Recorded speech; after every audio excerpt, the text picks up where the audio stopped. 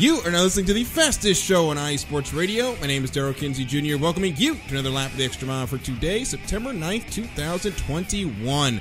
The playoffs are in full swing, although one team probably wants a do-over after what happened on Saturday night. The Formula One Championship is coming into its final races, and IndyCar is hitting its final stretch as well. And to help me talk about all of this and more, my co-hosts Christopher Lehman and Michael Ward. Hello, everybody. What's going on? Hope you guys are doing. Go ahead. I think we're in for a good night tonight, fellas. Yeah, it's always a good night here on the Extra Mile, and usually we go into a little more protracted opening. We're not going to do that. We got a 90-minute show tonight because we have a special guest with us, and he's here in the Zoom right now. So we're going to go straight to him.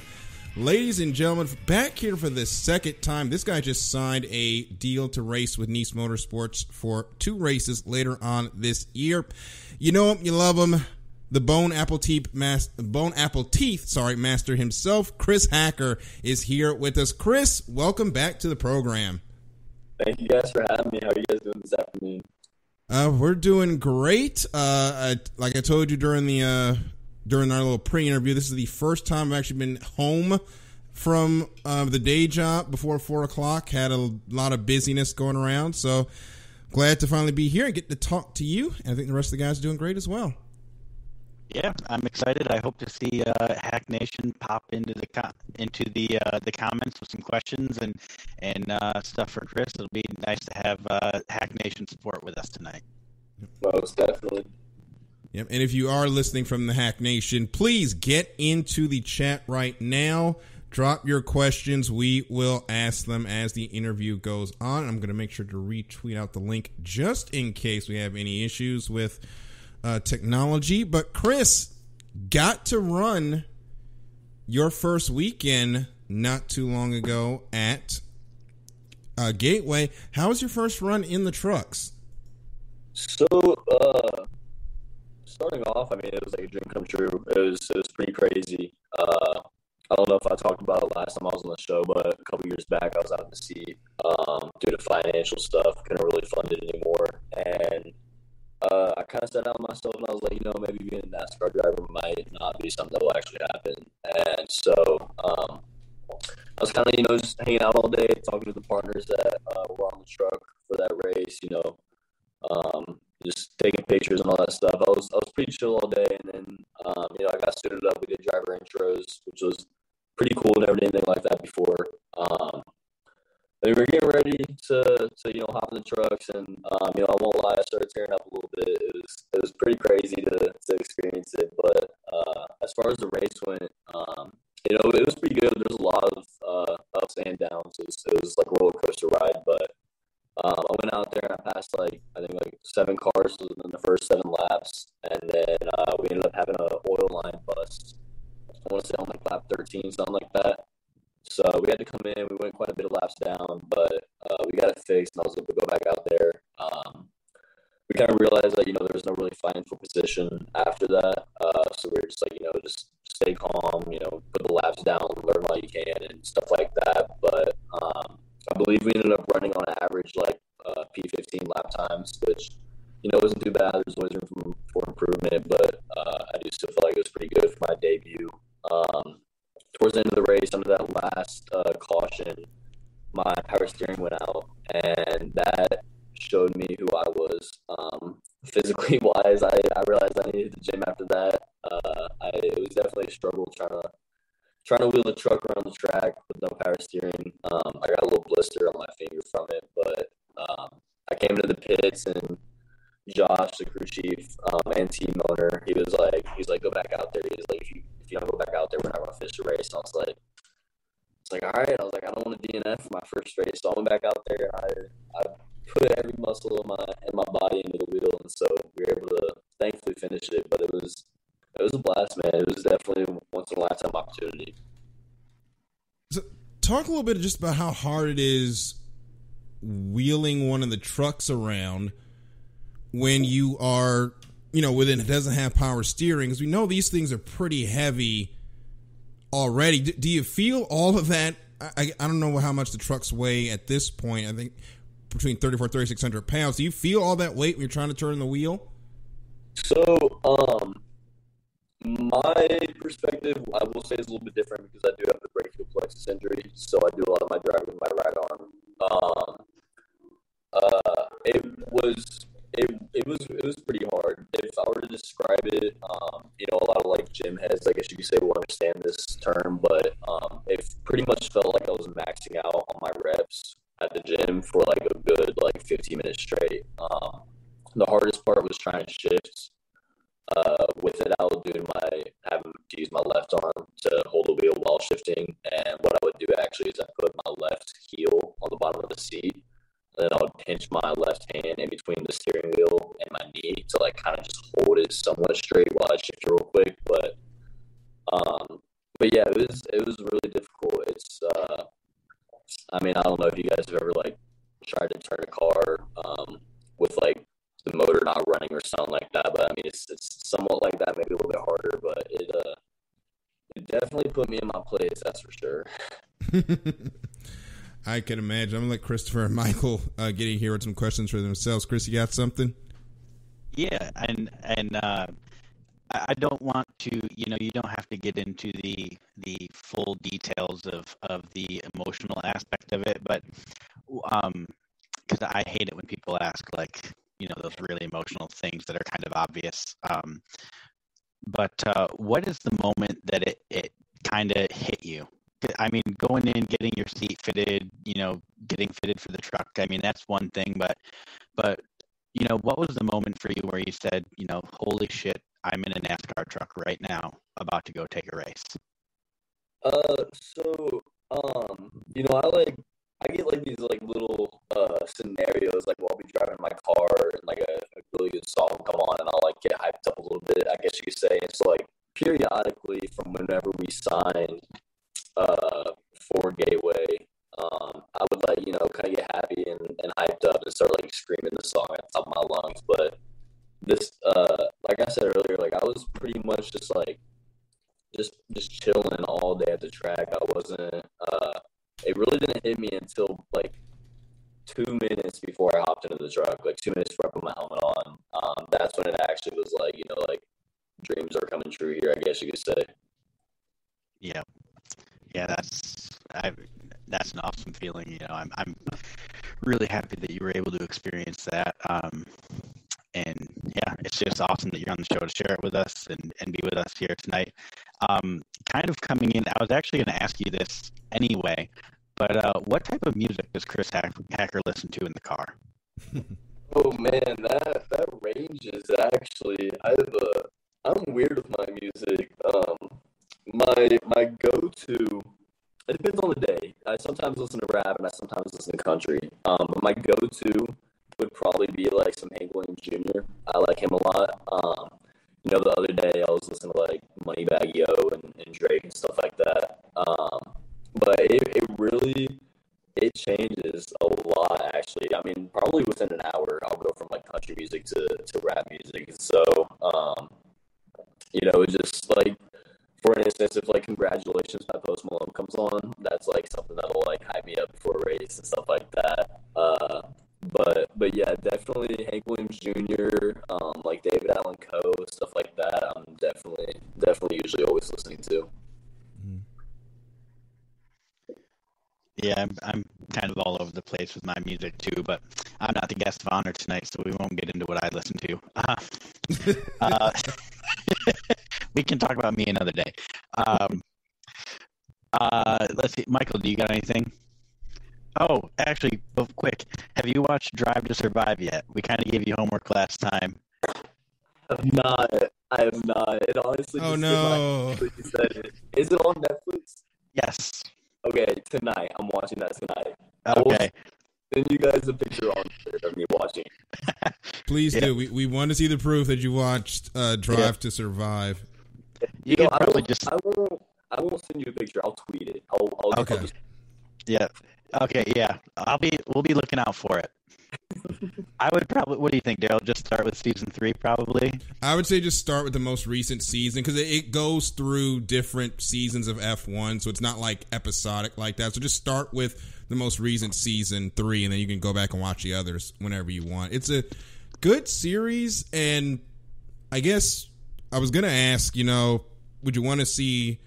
I was gonna say like a Drive to Survive type show, but you haven't seen it yet. But I would say, would you like to see more of those type of documentaries for NASCAR? Because we know the PGA is supposed to be getting a documentary following some players. In the mid-2000s, NASCAR actually had a show on speed before that went defunct. Do you think having that type of program back would, boost the fan base with the younger generation that NASCAR is trying to get to?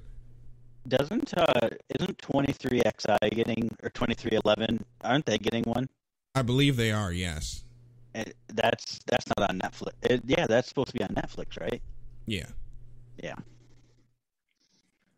As far as the documentary stuff, a lot of kids in our generation, it's going to be hard to hit their demographics through NASCAR and stuff like that. NASCAR is doing a good job with allowing some of these music creators do music videos at the tracks and stuff like that, like how Post Malone did recently. But it would definitely help the fans be able to understand what goes on behind the scenes. You'd be surprised how many people think. And for a lot of drivers, it is just show up and drive. But there's not a single one who doesn't just do that, though. They're still doing media stuff. They're still doing, presentations for partners and stuff like that. And so if there was a way to show the behind the scenes and maybe top tier cup driver versus lower class truck driver on the steps on getting to the track every weekend, it would definitely, I think, help the fans be able to connect with the drivers a lot more. Ross Chastain, he got that deal with DC Solar because the guy who owned DC Solar saw Ross emptying the waste tanks on RVs at the track, and that's what kind of got Ross that DC Solar chip seat. So guys like that, just like Chris was saying, these guys that don't necessarily come up with the funding but have the talent, it could really help out a guy, who just needs that boost in fanship and marketability is, I think, the word I was looking for. Yeah, the marketability would help a lot. Like I said, just being able to see all the behind the scenes stuff that goes on with racing. Getting the seat fitted, getting everything prepped just week by week, let alone throughout the whole season. It would just help a lot of connections happen, most definitely. All right, guys, I'm getting reports. We're having a little bit of, I think, some interference on the audio. So here's what we're going to do. We're going to take a quick break. I'm going to check some settings over here, and we'll come right back in. You're listening to The Extra Mile here on iSports Radio. Chris Hacker is with us. We'll be right back after this.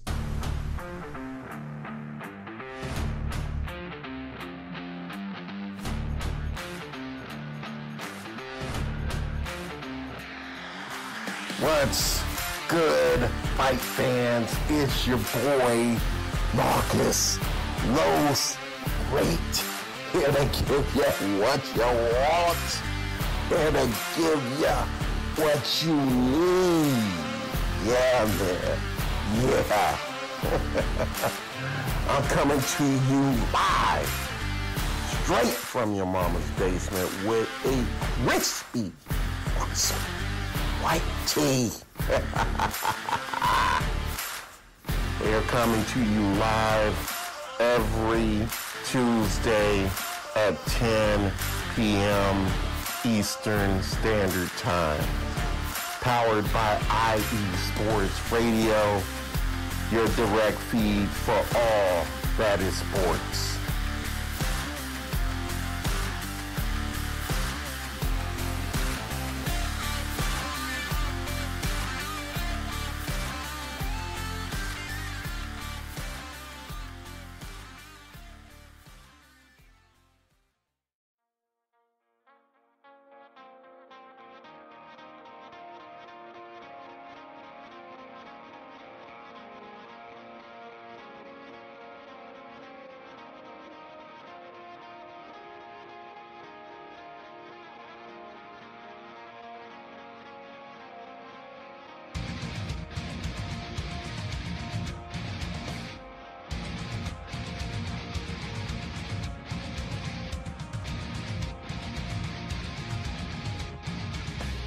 Hey sports fans, do you like wine? Well, we've got the show for you. This is Let's Wine About Sports, a show where we talk about wine and sports simultaneously. From the classic Cabernet Sauvignon all the way down to the grapes that you've never even heard of before. Oh yeah, we cover it all. And we'll talk about a little bit of sports as well. Football, hockey, collegiate, women's sports, it doesn't matter. We're going to talk about it all, and we're going to whine about it all. So join me Monday at 8 p.m. on IU Sports Radio, your direct feed for all that is sports.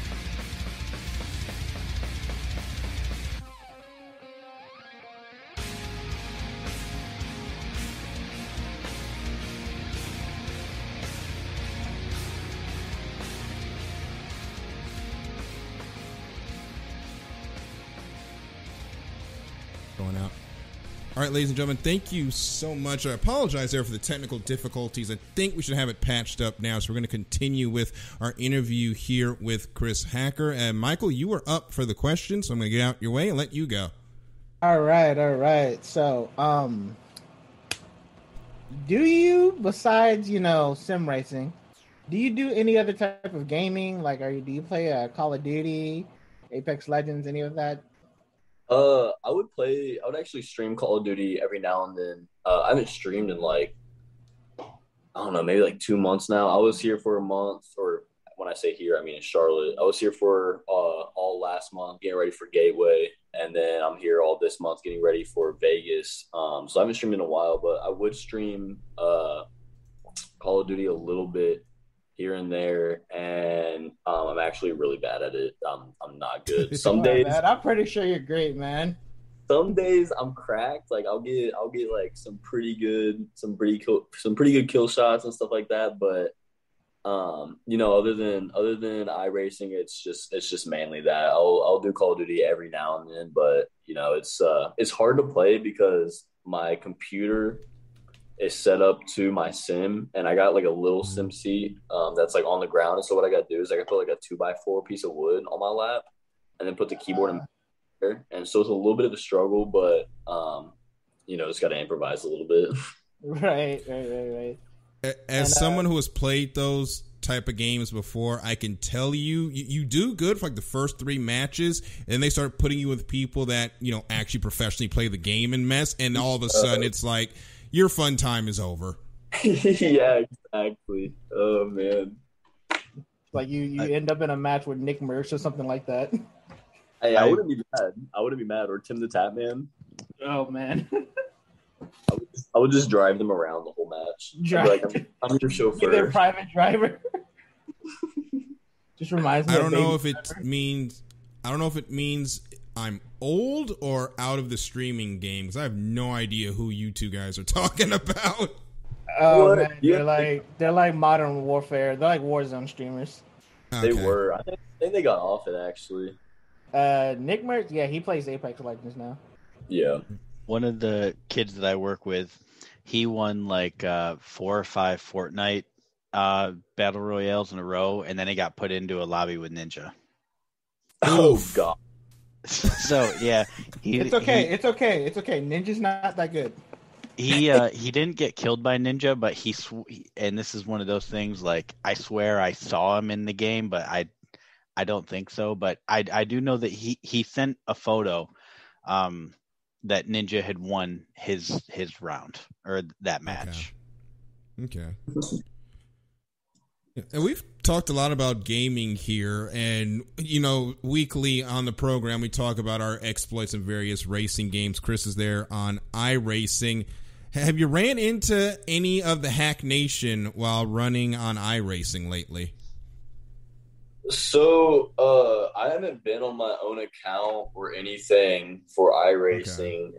Probably about 2 months. Like I was saying earlier, I've been using, the team's accounts, just making laps on there.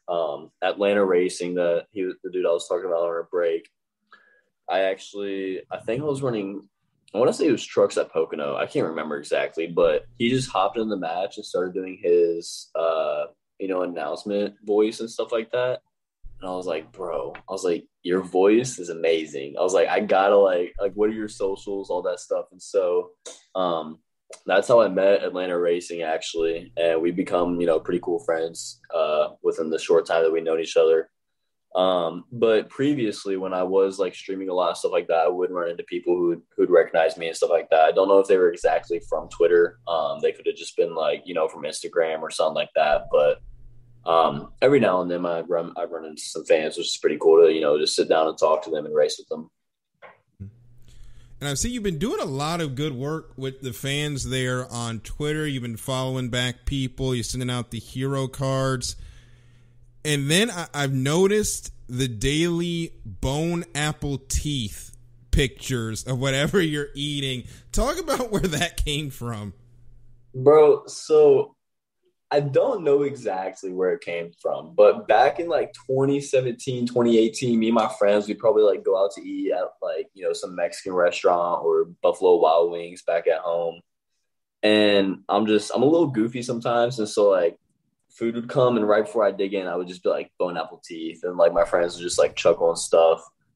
And I did it on Twitter a couple times and everybody started loving it. And so now it's literally like a daily thing I do. Like if I'm out to dinner with somebody, I'm like, please remind me to take a picture so I can post this on Twitter. I was like, people are going to hate me if I don't do it. And so like I usually just do it mainly for dinner. Sometimes I'll do it for breakfast and lunch. But yeah, it's just mainly a dinner thing, and I'm glad people are loving it. Some people, one of my agents actually, she was asking me about it when we first started working together.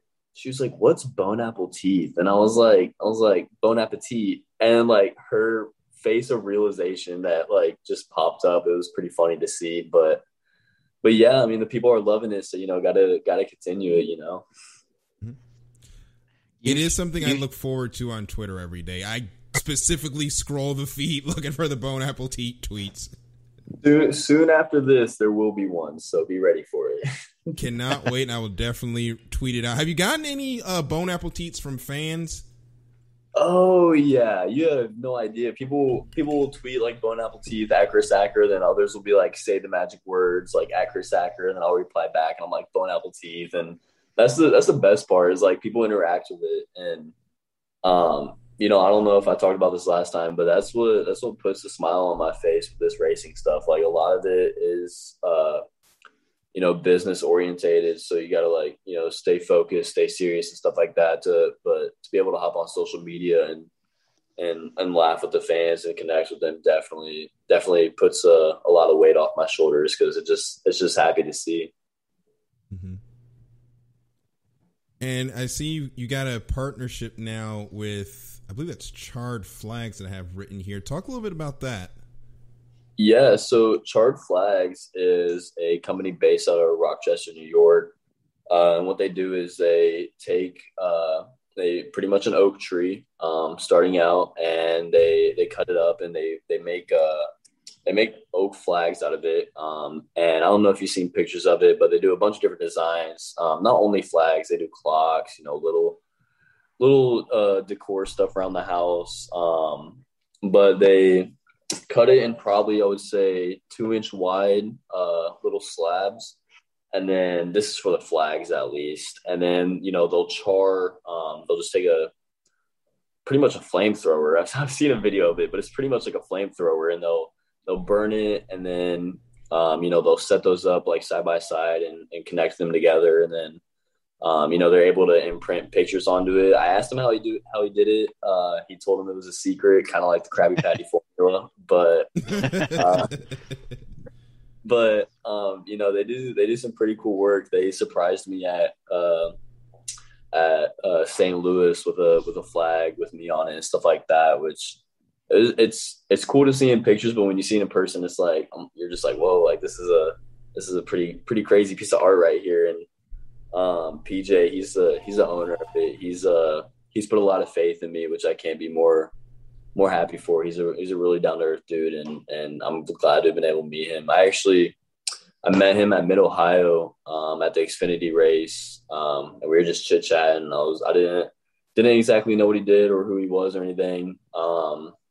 And I was just telling him a little about myself, and then my agents were able to connect with him, and then we kind of kind of went on from there. And yeah, we partnered for Gateway, and we got some more stuff in the works. Hopefully that we'll be able to talk about soon. But yeah.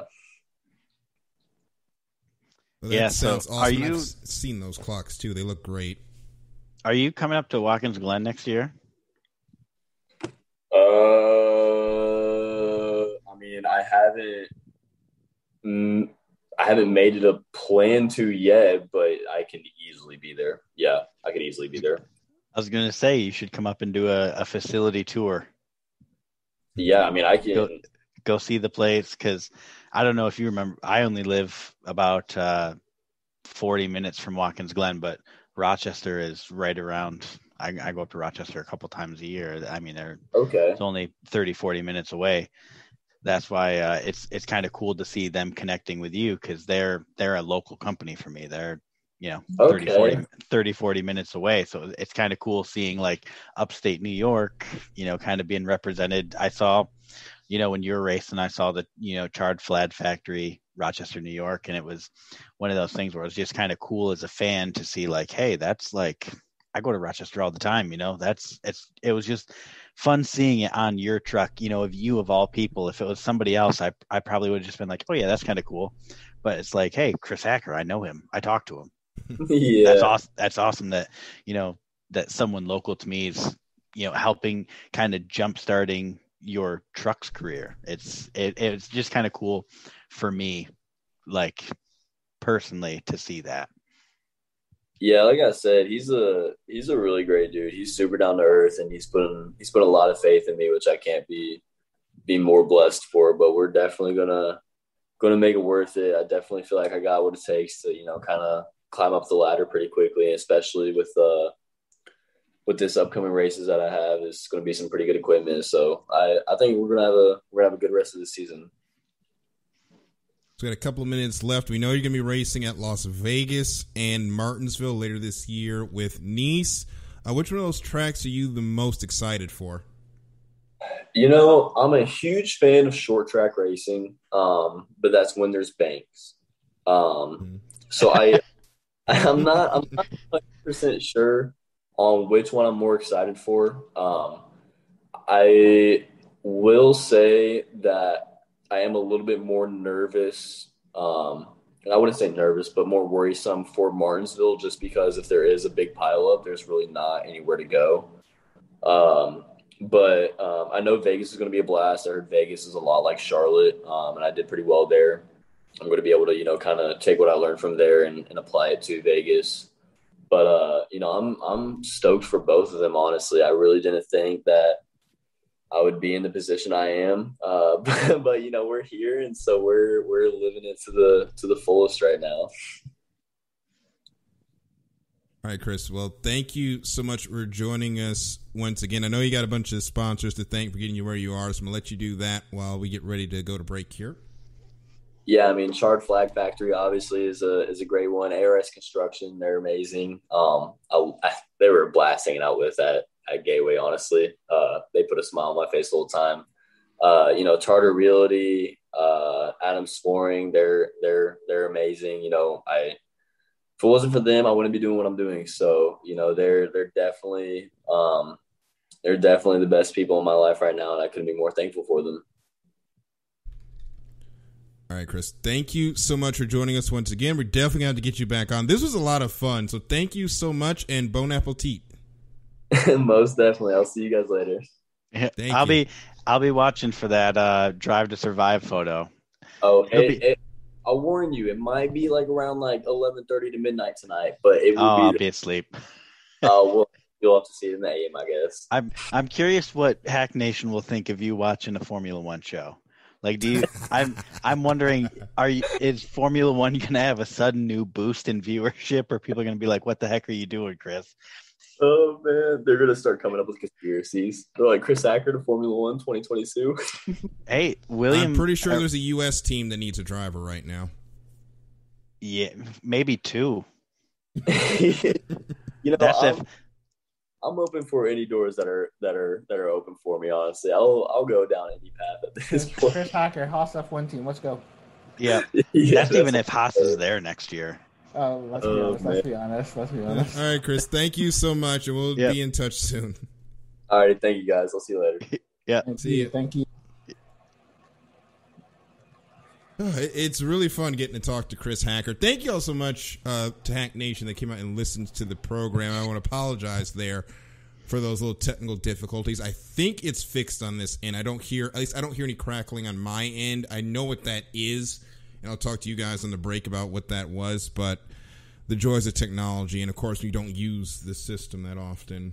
You forget some things about it. But of course, I got to thank my sponsors before we get on out of here. And folks, the Southern California Warriors semi-pro football team, they were on break this past week.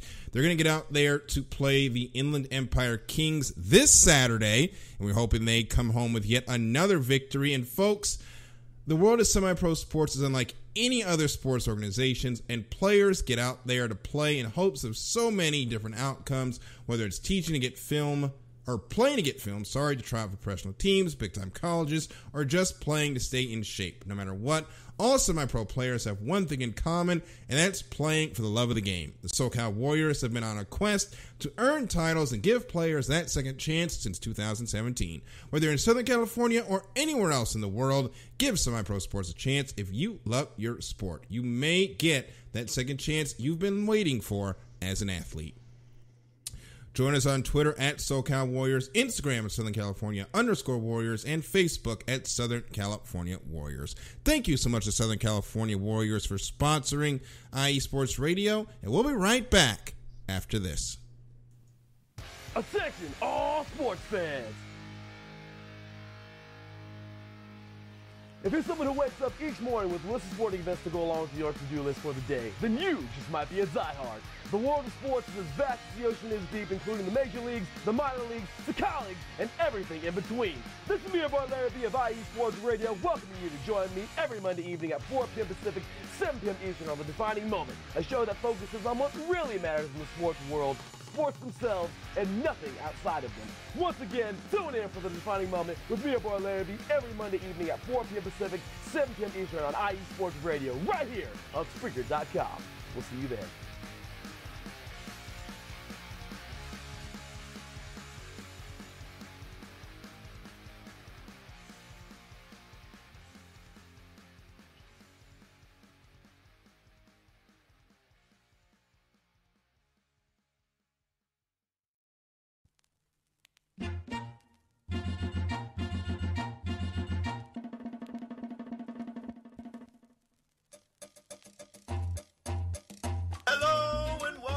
To the Soccer Scoreboard Show with your host, Gabriel Montoya.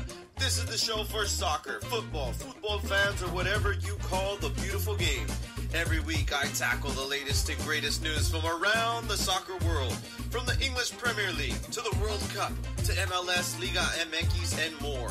You can listen to the Soccer Scoreboard Show and our lineup of fantastic guests every Friday at noon here on IE Sports Radio, your direct feed for all that is sports.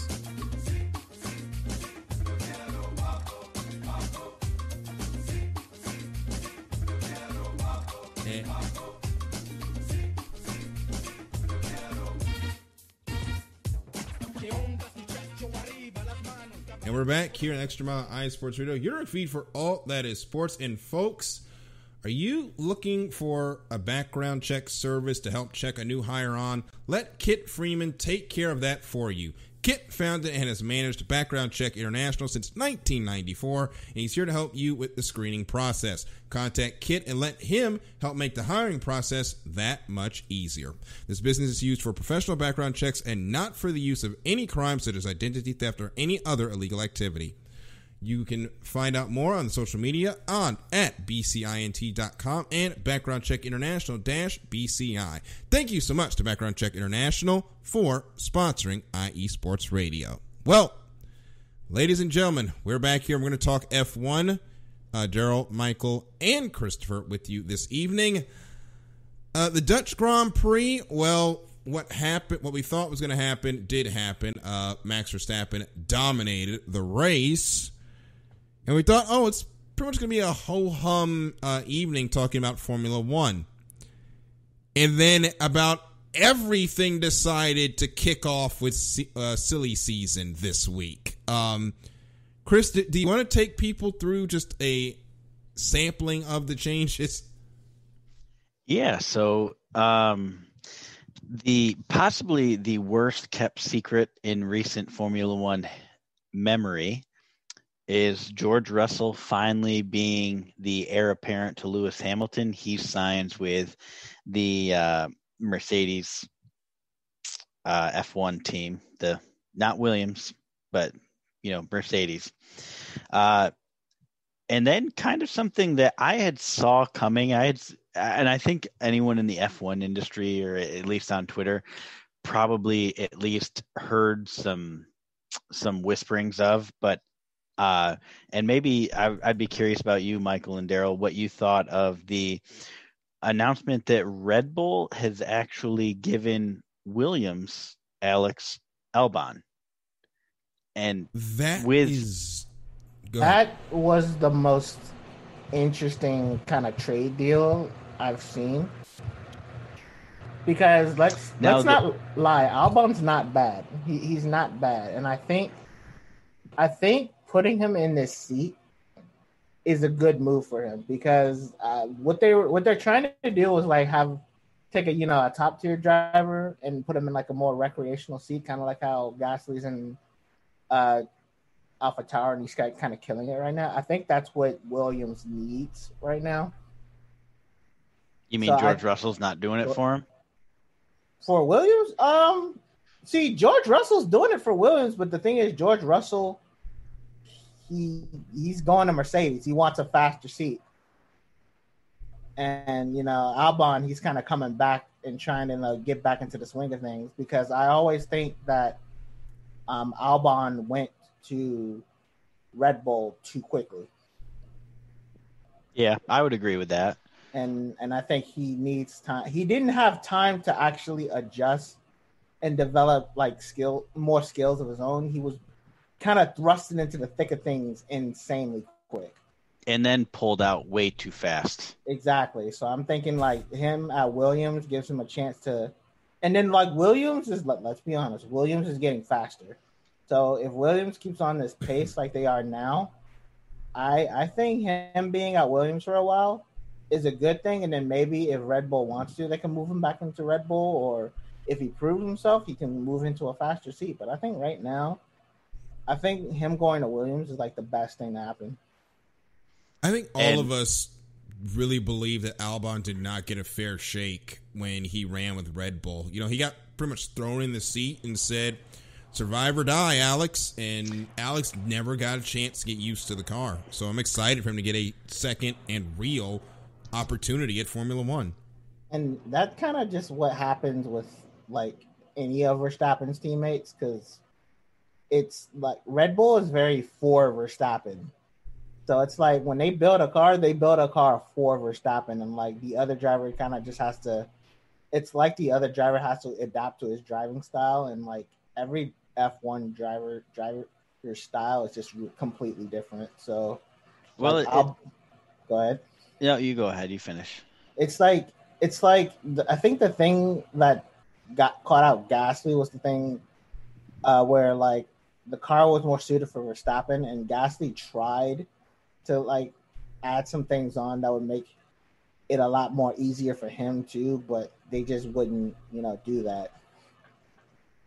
What I was going to say before I rudely interrupted you, Michael, was it seems like Red Bull is looking for the next Verstappen, and what I think they know, but they have a hard time reconciling, is the fact that you're not going to get a guy to come in and win his first race in your car.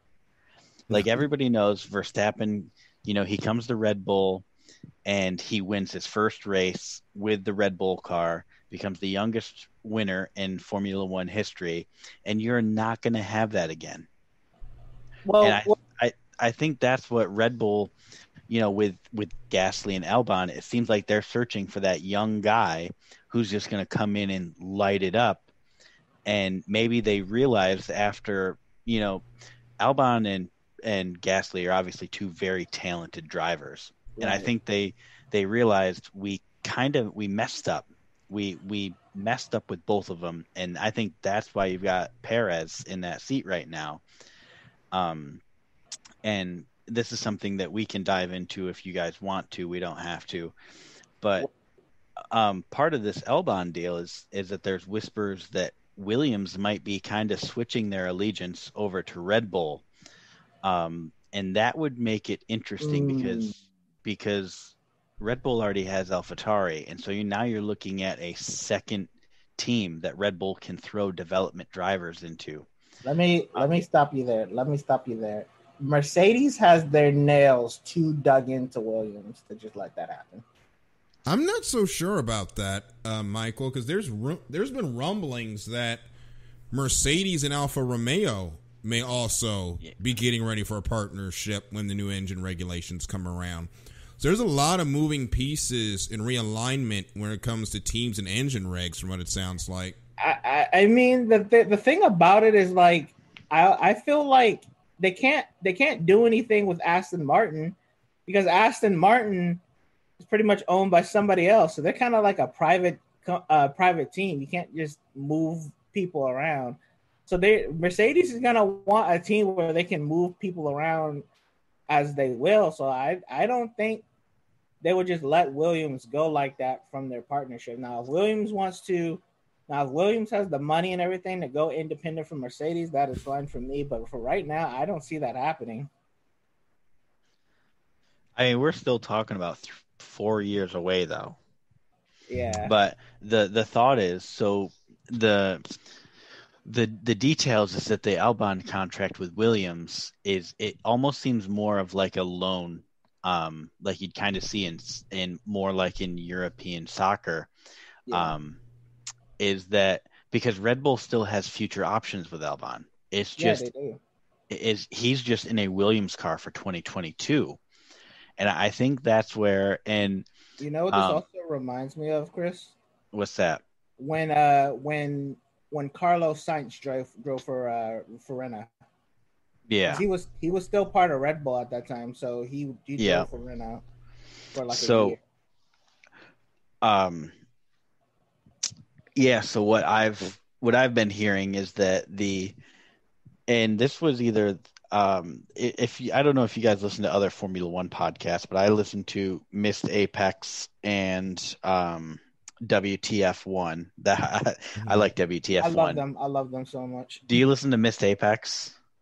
Nah, no, I don't. So it was one of those. I think it was Missed Apex, and the guy that hosts it, he's rather connected. And he had said on the Dutch GP review episode, and it was kind of after stuff started being announced this week. And he said that he was hearing from industry insiders that Williams is going to switch their allegiance over to Red Bull. And then there was some deeper stuff involved with like Volkswagen and all of that stuff. But so if they do that, like, would they be switching to Honda? Will we have Williams Honda? Well, no, because Red Bull's manufacturing their own engines, and like Darryl had kind of pointed out, like right now, Red Bull next year, Honda's out after this year, so Red Bull has bought the Honda manufacturing, and now you'll see they're sniping different executives from like Mercedes and some other people. Red Bulls right now, they're just picking employees off. And so the only people that are going to be buying their engines are Red Bull and AlphaTauri. But when the new engine regs come out, if they get Williams, now they've got actual outside money coming into their engine shop. Okay, and that makes sense. That makes sense. Yep. And so Williams can just be like a private, not a privateer company, but like an engine buyer for them. Yeah, it'd almost be like how Chip Ganassi would buy Hendrick engines. Gotcha. Like Red Bull might not have much influence over driver lineups or anything like that, but Williams would be buying their engines. I think that would be pretty good if like they didn't really have like, you know, the ability to just buy and move other teams around to their liking. I think I think they should and that allow would the make teams to do what they want. sense for Red Bull to do that because they've got to make money to keep that engine program going. Because unless you've been living under a rock, you would know that F1 engines are expensive. So they kind of need another outlet to send their engines, which is not AlphaTauri, because I don't think they're charging AlphaTauri that much since that is, their second team. So they do need outside teams to buy their engines, and a third team in Williams, leasing their motors is going to be good for the pocketbook. Yeah.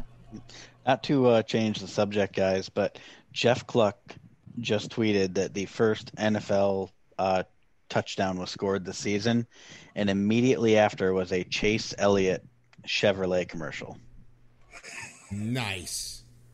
So, I mean, that just, NASCAR is obviously really trying to change their demographic, and, we'll continue with the Formula One talk, obviously, but it's very interesting that, all eyes are on football tonight, and boom, we get a Chase Elliott commercial. It's been a long time since we've seen drivers in ads like that, I'll tell you that much. Right. But anyways, back to Formula One. So are we going to talk about the surface of the, I was about to say, are we going to talk about the elephant in the room? Valtteri Bottas? Yeah, Valtteri and Mr. Russell here. Yep. So Valtteri, on the other side of that George Russell move, Valtteri Bottas is heading over to Alfa Romeo to fill in the seat that has been left open by Kimi Räikkönen, who has announced his retirement from Formula One. So Räikkönen hanging up the helmet, Bottas slipping in with the team. And for Valtteri, it's going to be a chance where he's going to be the true number one after coming over and basically being, second fiddle to a guy. And people have complained about, Valtteri's a second driver. He's not getting the stuff as good as Lewis. Well, Lewis is working on becoming a 7-time world champion at that time. So it's kind of it's kind of an issue of, unfortunately, your teammate was one of those. It's kind of a Rubens Barrichello situation where you're a good driver and then one of your teammate is a legendary driver. It's like you would have been you would have been known for being the greatest if your teammate wasn't this guy. Right. It's like the rookie season. I think it was like when Jeff Gordon came into NASCAR, and I think it was Bobby Labonte starting too, and he was like, you would have been the greatest rookie that year if your competitor wasn't Jeff Gordon. Yep. Also, the 1997 championship, since we're on a NASCAR tangent to continue this analogy. Yeah, so it's just like kind of set up. In 1997, Mark Martin won 7 races. Mark Martin would have been the champion, but Jeff Gordon won 13 races. Exactly. It's a situation of, and I'll throw it to Chris here, if anybody else was his teammate, I don't think it would have looked as bad. Yeah. But when Lewis Hamilton is your teammate, if you're not matching him win for win, which is impossible, people start looking down on you a lot worse than you actually are. Yeah, and it's almost unfair in Formula One that when you're on a team, you only have one teammate. Whereas with Jeff Gordon, at any given time, he always had 3 other teammates to kind of deflect, or, other teammates, not necessarily 3, but he always had other people racing with him. And most notably, I mean, not necessarily in the early years, but he had Jimmy Johnson. So you could almost say that there was a point in Jeff Gordon's career where he was overshadowed by one of his own teammates. But in NASCAR, you got teams where there's 4 people. So if you're, if we look at like Hendrick Motorsports right now, Chase Elliott is, the only champion on that team. And maybe it's not a fair comparison, but, and especially because this year he's got Kyle Larson, who's just lighting it up. But if you look at Hendrick last year, I mean, you've still got guys who are being productive, who are getting the results on the track, but you've got that champion, and he is always going to overshadow the achievements. And that's where I think it's almost unfair in Formula One, because 99% of Formula One racers will never stack up to Lewis Hamilton in a way that you could even be considered competitive, much less a similar comparison. You've got maybe three drivers in Formula One history that you could say are on an equal footing with Hamilton in terms of results. That's the thing, though. Like, you can say that about Hamilton, but I hate to be one of those people who are just like, oh, it's the car. It's definitely his skills, but it's like, we definitely don't know like what would happen if we got the new turbo hybrid era. Would Red Bull still be dominating, or if we would have stuck with V8s, would Ferrari still be dominating? Would Alonso still be dominating? Would Vettel still be dominating? And I think that's kind of hard to say that, Hamilton's, I don't want to say unbeatable, but he's definitely like, circumstances definitely helped him there. And it does, but people keep saying, well, if you put him in the Williams, he wouldn't do as well because it's or I guess this year would be the Haas. And it's like, yeah, because it's the Haas. And Senna in his prime couldn't drag that thing to a win. You have to give the best driver the best tools to succeed. And Hamilton's done extremely well with his tools. I mean, if Hamilton was still in McLaren, I'm sorry to cut you off, Chris. No. If Hamilton was like still in like McLaren, he would not be where he is today. No, but I think at the same point, though, if he was in a Red Bull or a McLaren, maybe not Ferrari a couple of years ago, but I still think maybe he wouldn't be as legendary as he's going to be, just because, I mean, at the end of the day in Formula One, part of your success is tied directly to your equipment. And I mean, it'd be ignorant to say otherwise. But I think this year, Lewis would have a win in a Ferrari. He might, I definitely think he'd have a couple podiums in a McLaren. And I think he would have similar results to Max Verstappen if he was in a Red Bull. I think Lewis would win in any seat that he is in, as long as it's that top half of the field, those top 5 teams or whatever. Yeah. I think he'd be successful. But, yeah, you put him in a Williams or a Haas, and he's not going to have the same results. I kind of want to talk about Haas a little bit when we get a chance. Trust me, we'll get to them. Yeah. We will get to that dumpster fire. I mean, throwing silly season stuff around. I texted you guys about a certain driver who tweeted, or he put on his Instagram story, #NM99. And we don't have to talk about him, but could he who must not be named really end up driving for Alfa Romeo next year? Is that even something we could entertain? No. Well, apparently him and his teammate are trying to kill each other for some reason. That is, that partnership seems fractured, but there's so many questions with that. There's so many better drivers to money and everything. Like, there's so many better drivers to put in that Alfa Romeo seat that's wanting to get in F1. Like, I don't think that would be a good move. And what happens to the Eurocal money with Haas? Are they looking for a sponsor again, or does Gene sell it and get out? Like, there's a lot that comes down to that. Yeah, I think at that point, Gene would have to sell. Yeah, and then, like, also in my opinion, I feel like if you're gonna do all that, move Schumacher into Alfa Romeo. In my opinion, he would do a lot better in Alfa Romeo than Haas right now. Well, it's hard to tell because Haas has been spending their entire year developing the 2022 car, so they might have a leg up. Now, I say might because we have no idea what's going to happen next year with these cars. Like, honestly, we don't know like their financial situation either. Like, they might be putting more into this car, but that car might not be getting much money into it. The other thing with Haas, though, is you can have the fastest car in the world, but you need a world-class driver to get you wins. Yep.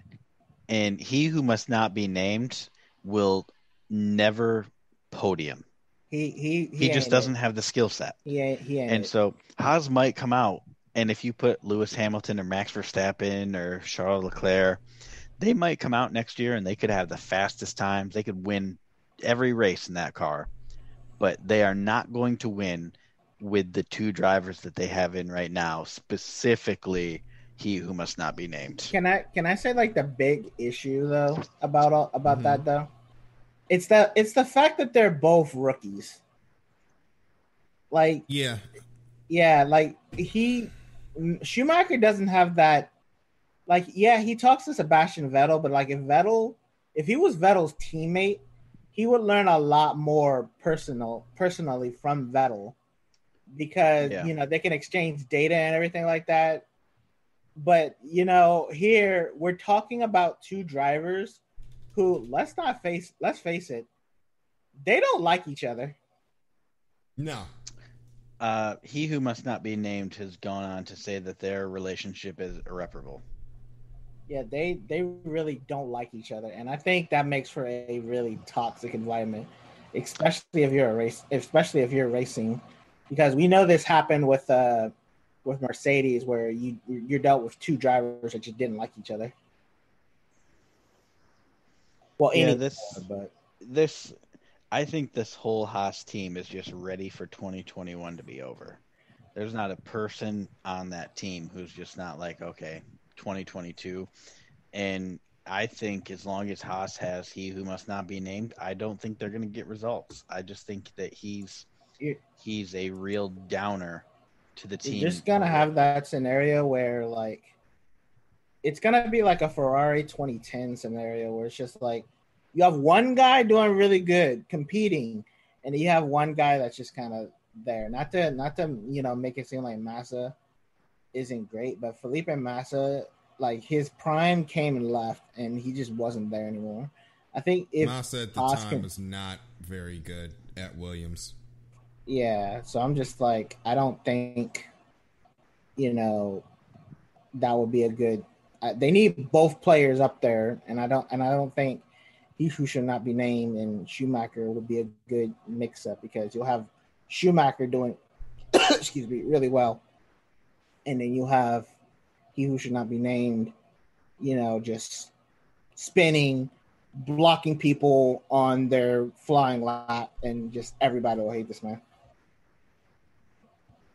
And before we go to our second break, before we get into the NASCAR stuff, Christian Horner mentioned that there is a desperate need of more seats in Formula One, as we got a lot of young drivers coming up through Formula 2. It's a finite amount of years you can stay in Formula 2 before you have to go find something else to do. But there's just not enough seats at the F1 table. In fact, right now, they're all taken up. So Horner, in an article that came out earlier today, said that he would be more than in favor of getting more teams out on the grid. I heard an idea floated, I think Toto Wolff said this, of each team having a third car for young drivers only.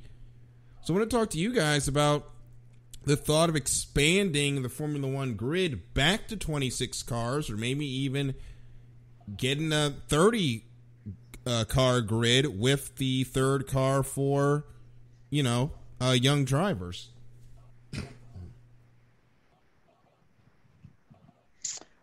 Michael, you want to go first on this one? Part of me likes the idea, but part of me also dislikes it because part of the Formula One journey is just working up towards getting that great car. But the problem is, like Daryl said, is that there's a lot of teams and there's a lot of set in stone contracts. Aston Martin, that's set in stone because Stroll isn't leaving that team. You got Haas with he who shall not be named. He can't really leave that team because it's kind of set in stone because his family owns that team. So, and then you have multi-year contracts and everything like that. So it's really hard to get in F1. So I think maybe that third car might be okay. But then you'll have the Mercedes driver. You'll have the Mercedes academy driver He gets in, he instantly gets a Mercedes. Or you have the Ferrari Academy driver, and it's like, boom, he instantly gets a Ferrari. And it's just like, I get having a 3-car grid, but it's like, I feel like that's more gonna be like some drivers are still gonna have an advantage over the other. So I'm just like, I don't know if it'll work. Part of me thinks it would. Part of me thinks it wouldn't. But what do you guys think? So that's one of those things where I think I'm much harder on teams than maybe is fair. But I just look at that, either adding. I don't think I'd want to add new teams. I think I'd be okay with, if each team had to declare, this car is our car that we want to be scored by, and then maybe saying the top 5.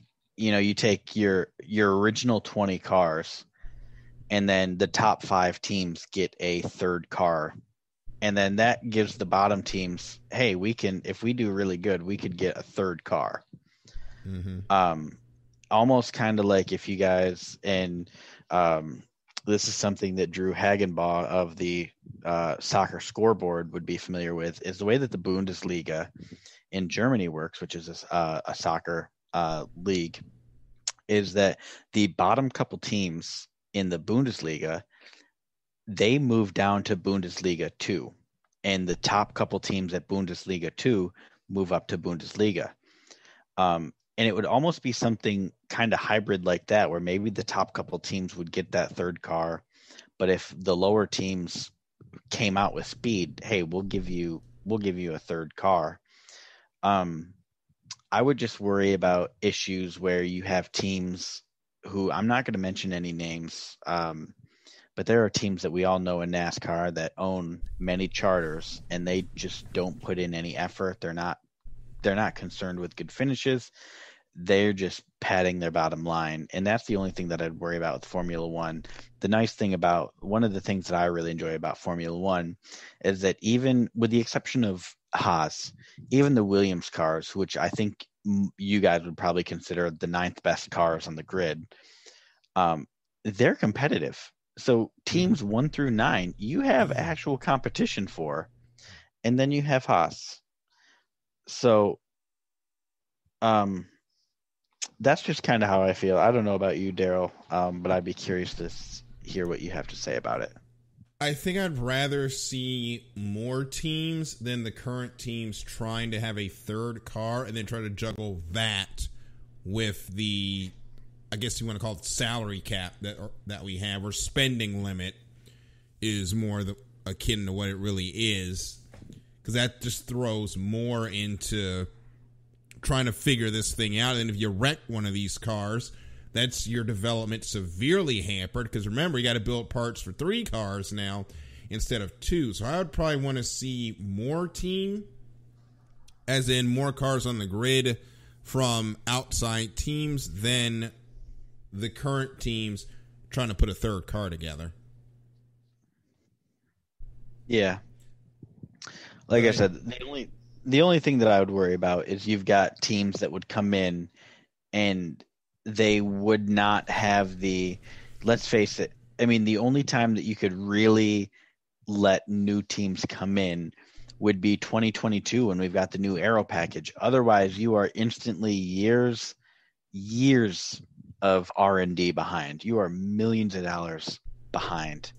And that's the only thing that I would worry about, is that you would have such a steep learning curve that could you really enter the sport in between aero package, or, maybe the next one would be the new engine regs that come in 2025. I mean, I think those are really our only opening, where if they wanted to expand the number of teams, they could, but you could easily increase the salary cap and allow teams to have a third car, because they've already got the R&D, their infrastructure and research is already there, and I think that would be the easiest way to add cars, would just to be go to the teams and say, hey, you can field the third car. We're going to adjust the salary or the spending cap this much, and I think that would be the best way to do it. Yeah, I think for the best part for the teams would be to either come in for the aero changes next year, but you would have had to have made that announcement by now, so there's not going to be a new team next year. Or with the engine regs in 2025, I don't think you come in the middle and think you're going to do well. So it's 9:05. If you're looking for frozen takes with AJ, sit tight at the bottom of the hour. That show will be coming on, doing a special 90-minute episode here of the Extra Mile. What we're going to do now is go straight into NASCAR before we get to nearest the win instead of taking the break. And we're going to talk about Darlington. Denny Hamlin finally gets that win that I've been saying he's going to get for years. And I didn't even pick him last week for nearest the win. But Hendrick Motorsports had a bad day on Saturday. Yeah, that's Sunday, putting it nicely. That is putting it nicely. However, I saw a thing that was like, oh, Hendrick wrecks all 4 cars. But let's be honest, Larson didn't wreck. He sent it. On the last corner, the last lap, Larson, you can't say he wrecked his car, or I should say got into an accident. He just Gran Turismo wall ride move. Yeah. And you know what? I loved it. I thought that was awesome. And that there proves, and that sends a message to people that Larson's like, I am going to do whatever it takes. I will trash a car to pass you on the last lap. If that's what I think I have to do, I will send my car into the wall, and Rick is going to pay for it. Literally, because that's his company on Larson's car. But yeah, Larson wanted that win bad, and he just yeeted that car into turn number 3, and it did not stick. He said he tried a video game move. I've tried that move on NASCAR Thunder 04 as I've been playing it. The only thing you usually end up doing there is getting a bunch of rivalry points with somebody. So, yep. The move was calculated, but man, he was bad at math. But Larson was the only bright spot there. The other Hendrick teams did not do well at all. So, what's our feeling on Hendrick after one race of the playoffs? Do we still think those teams going to dominate? Other than the 5, which is dominated all year. Are we a little less bullish on them? Where are we?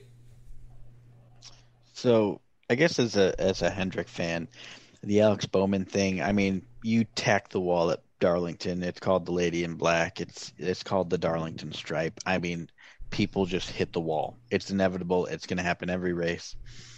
And William Byron, he happened to be right behind Bowman when he tags the wall, and he gets some damage, and that really hampers your race. And then obviously later on, he was involved in an accident, and that is what it is. But the Chase Elliott thing, I mean, to a degree, the reason was it was an issue on, I think it was the 51 car of Davison. His tire changer tire carrier had the tire out too far, and it hit Chase Elliott's car, causes a little bit of aero damage, and then it just all goes downhill from there. But overall, I don't think that this is going to affect Hendrick. The announcer said during the race that they built Chase Elliott 3 new cars for the playoffs. So Hendrick is all in on this, and I think that at the end of the day, either the 5 car or the 9 car is going to be your champion. They could be interchangeable for me, just because Chase does have a playoff mentality, and he does seem to kind of pull it together the deeper in the playoffs he goes. I'm not hitting the panic button, and I'm not going to until they both, they're on that cut line going into a cutoff race. Yeah. I am also not going to hit the panic button. I think this was just that team was overdue for a weekend like this. especially with how dominant they were over the summer. You kind of need these types of weeks to bring you back to reality a little bit. But I think all 4 of those cars will rebound, and that team will at least, as a group, I think make it to the round of 8, at least. I don't see a Hendrick car not making it out of this round, at least. So I think it's going to be fine. It's just, gives us something to talk about going into Richmond this week. But Denny Hamlin finally getting a win after the week he had last week, which we're not going to get into as nothing really came of that whole situation. But that man had a lot on his mind coming into Darlington, and the best cure for that, winning. And he did it. Yep, in a spectacular fashion. It was a lot of fun seeing Hamlin finally get that win. And during the week, we had testing for the next gen car. Did you guys see any of the footage from that? I did. I did. I honestly, I like the way they sound. I do too. The sound is really mean, and that's a good thing. But other than that, like the in-car, because Chris Buescher had like an in-car scene, and I was just like, I don't know if that was just because it's a test car, but like I saw like a bunch of wires and stuff around in this car, and I do like the new LCD display that the drivers have. I love the new RPMs and everything rear view camera. I think that's great.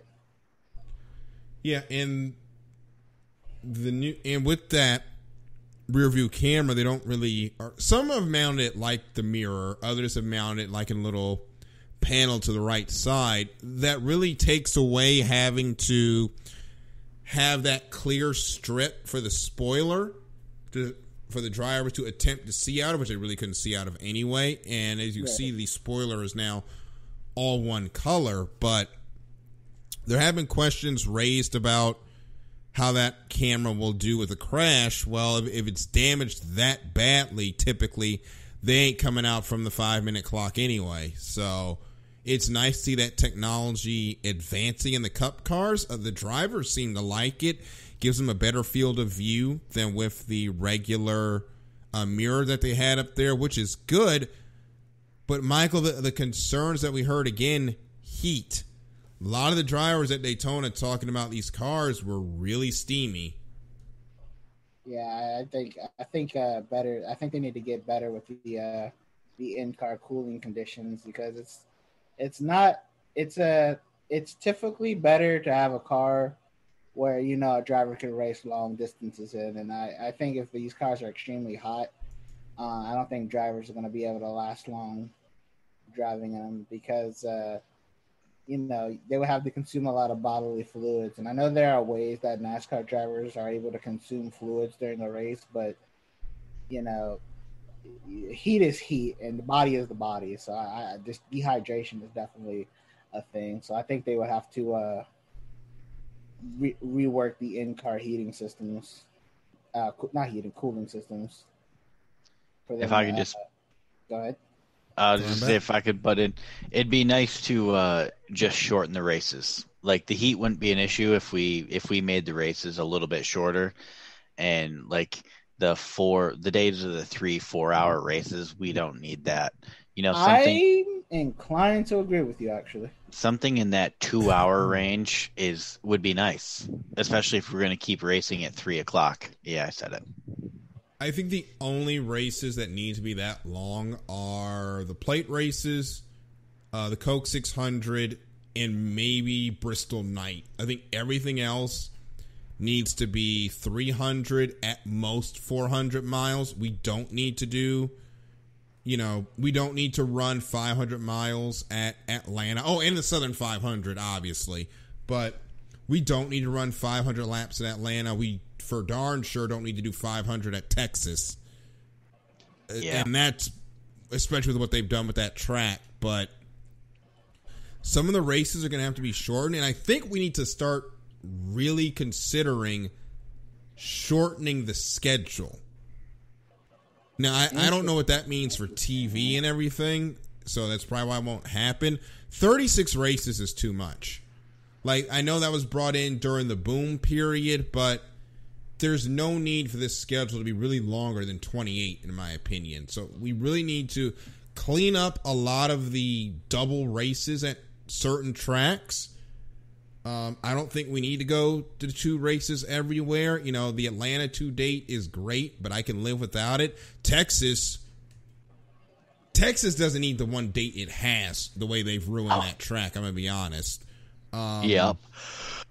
I don't think we need 2 Richmonds. I don't think we need 2 Bristols, especially with the dirt. Just keep the Bristol night race. Bristol's we can keep. We can keep Bristol's. Yeah, that's. I think Bristol, Martinsville. Let's keep 2. Okay. I would say Bristol. We can go keep 2 3. with them.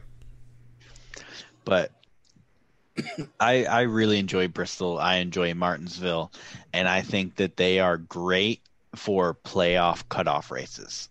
I want to say keep the plate tracks too, but that's just me. Bristol, I mean, I get. Here's the tracks that need 2: Bristol, Martinsville, Daytona, Dega, Darlington. That's it. Gotcha. Everybody else, cut it. I could do 1 Darlington, to be honest with you. I think Darlington does good with 2. It's a fun track, but actually, I saw today that somebody tweeted out. I forget who it was, but they said that the North Wilkesboro is going to be getting a quote national racing or national touring racing race or something like that. They did not necessarily say NASCAR Cup Series, but they said that they had on good authority that North Wilkesboro will be getting a race date, maybe not 2022, but 2023, 2024, somewhere in that range, that they'd be announcing soon. I'll believe it when I see it on the schedule. Well, Dale Jr.'s been advocating for it, and he has a lot of pull. I know, but we've heard so much about North Wilkesboro. When we are pulling up to the track to race is when I will believe it. Until then, I don't really put a lot of stock into the whole North Wilkesboro thing. Yeah, but no, I agree. I think that Martinsville, Bristol, Dega, and Daytona, they need.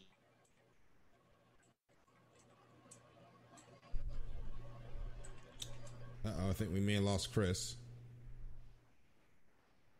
Yeah, sounds like it.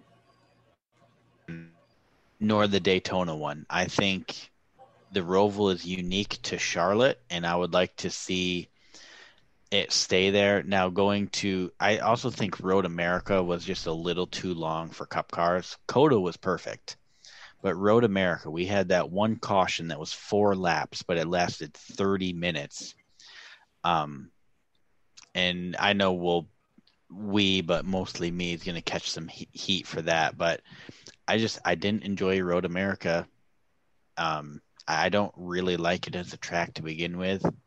So I like road races, but I almost want to see less road racing. And we didn't go to Kentucky this year. Maybe a return to Kentucky.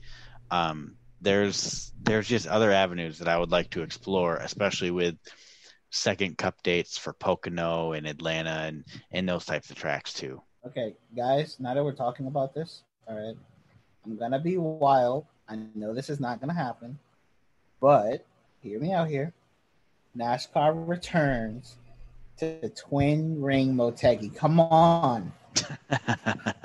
I feel doubt like COVID is going to have a problem with that, but COVID's just like, allow us to introduce yourselves.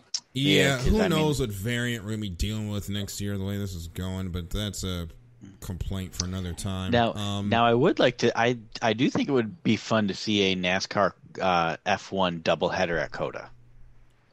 That would be expensive too. I know Okay, that it would never work, but it would be fun. Here is what will happen. You're going to get all the F1 media there. NASCAR is going to go out for practice, and you're just going to see 90 minutes of complaining on Twitter about track limits. Yes. Because we don't exactly do track limits in the Cup Series. If you saw that race and Coda, track limits did not exist. Speaking of track mainly because our cars can't make that turn. I just want to say the track limits on F1 2021 Paul Ricard are BS, but that's just me. I think the whole game is kind of a joke when it comes to track limits, because at Canada on that last little chicane, you can blow through that in a straight line. And they won't say anything. That's the only reason I can qualify in the poll there. Meanwhile, you go on the rumble strips just a little bit after turn one at Paul Ricard. They're just like, oh yeah, that's a penalty right there, bud. Yeah, I'm at the Red Bull Ring right now, and they are very generous. I'm just like, bro, how? Especially on that last corner. Yes, they are. I hit the DRS sign. But we're not talking about that. We're not talking about F1. We're talking about NASCAR. Well, guys, it's time to get ready. Actually, we need to do nearest the win because we got to get out the way for AJ. So we'll go ahead and get that out the way. We've got 3 races that we need to pick this weekend. We've got the Grand Prix of Portland for IndyCar. I'm going to go ahead and take the points leader. I'm not going to take the points leader.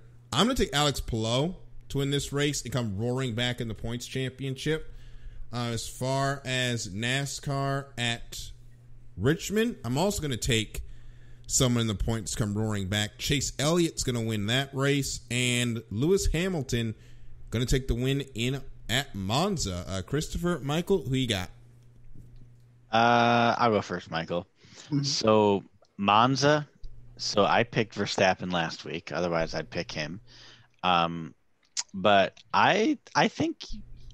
Nope, never mind. I'm not going to go with a Ferrari driver. I'm sorry, but Leclerc just doesn't have it. Oh, screw. I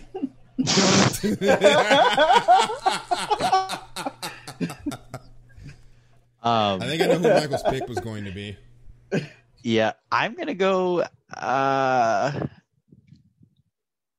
going to go Ricardo. I think McLaren might pull one out for some reason. I know I'm going to lose, but I think you should go Norris. I'm just saying. See, that's what I was thinking that too. But I love Ricardo to death, but he's not having it this year. Yeah, you know what? I'm going to switch it up. I'll go Lando. I've led you astray, so it's time you led me astray. For Indy, I'm going to go. So, did I go with O'Ward last time? I feel like I did. I believe so. Matt White will keep us straight on this. So, preferably O'Ward. If I picked O'Ward last time, then I will go Palou. And NASCAR, you know what? I'm going to say Alex Bowman sweeps Richmond this year, and he picks up another one. Okay, for F1, I'm going to go with Leclerc. I don't care what any of you say. I don't think Ferrari's got it, and they're not going to win Monza. I can't hear you. I'm sorry, but Daryl agrees. Daryl's muted too. I don't hear anything you guys are saying.